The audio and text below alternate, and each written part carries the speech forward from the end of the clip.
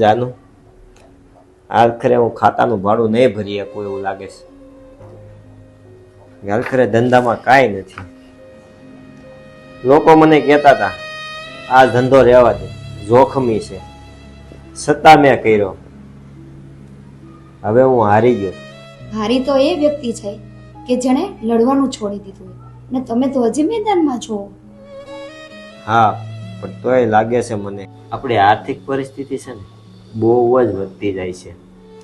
જે મિત્રો સાથે હું પાર્ટી કરતો હતો ને એ મિત્ર પાસે હું માગી પણ નથી શકતો. માગતા પણ મને શરમ આવે છે. હવે આપણી પાસે કઈ ધંધોય નથી રહ્યો. ક્યાં જશે? થોડી વાર ભોગો, હું હમણાં આવું છું. સારું.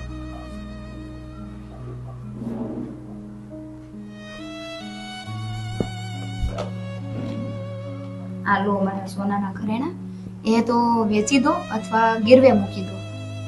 આજ પૂરતું તો કામ થઈ જશે. નહીં, આ તો આપણા લગ્નની છેલ્લી નિશાની છે.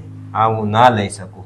આ ઘરેણું તો મારા શરીરની શોભા છે, પણ તમારી હિંમત જ મારા જીવનની શોભા છે. આ ખરાબ સમયમાં કામ નહીં આવે તો ક્યારે આવશે? મને ખબર નહોતી કે તું મને એટલો બધોય સાથ આપીશ. મને એમ કે તું બીજાની ગોળે મારો જ વાંક કાઢીશ. વાઘ કાઢવા માટે તો આખી દુનિયા બેઠી છે, પણ આપણે જ એકબીજાના ખા પર મલમ લગાવવાનો છે. અને હા, એક વાત યાદ રાખજો, તમે એકલા નથી, હું પણ તમારી જોડે આ છું. વાતમાં એટલો દમ છે ને કે તે મને છે ને જીવવાની એક હિંમત આપી છે.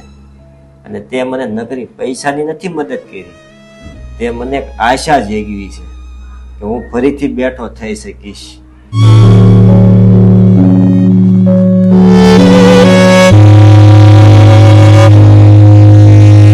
તમારી વાલી બહેનો, તમે પણ તમારા પતિદેવને આવી જ રીતે સપોર્ટ કરતા રહેજો.